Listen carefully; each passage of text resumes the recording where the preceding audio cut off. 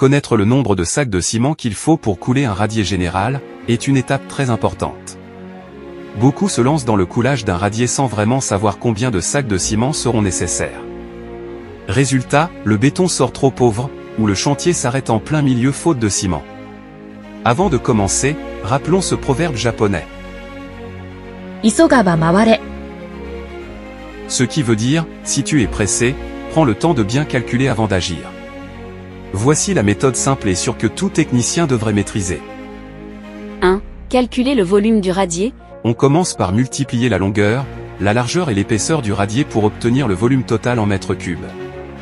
La formule est, volume égale longueur fois largeur fois épaisseur. C'est ce volume qui servira de base à tous tes calculs de matériaux. Exemple, pour un radier de longueur 8 mètres, de largeur 6 mètres, et de 0,25 mètres d'épaisseur. On fait, volume du radier égale 8 fois 6 fois 0,25.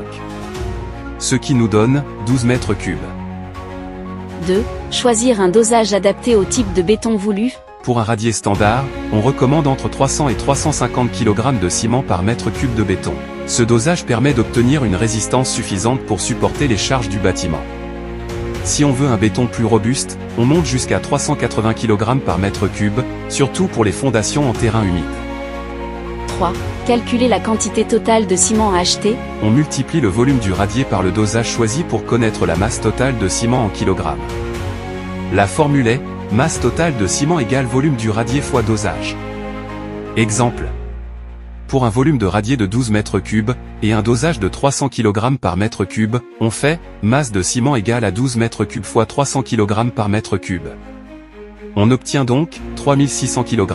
Pour obtenir le nombre de sacs, il suffit de diviser la masse de ciment par le poids d'un sac de ciment.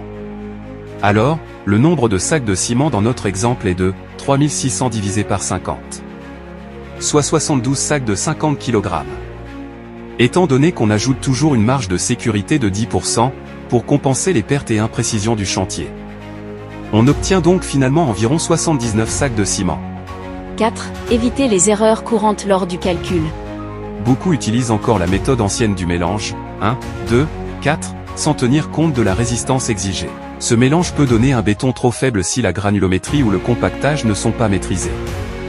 Raison pour laquelle il est plus sûr de raisonner en kilogrammes de ciment par mètre cube de béton, surtout pour les ouvrages porteurs.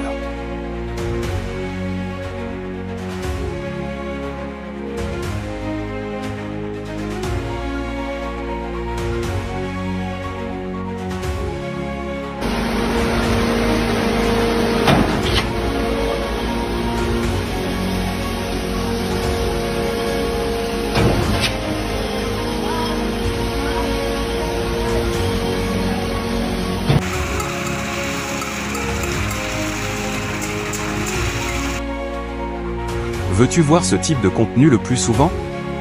Alors, abonne-toi. Kame Osaka.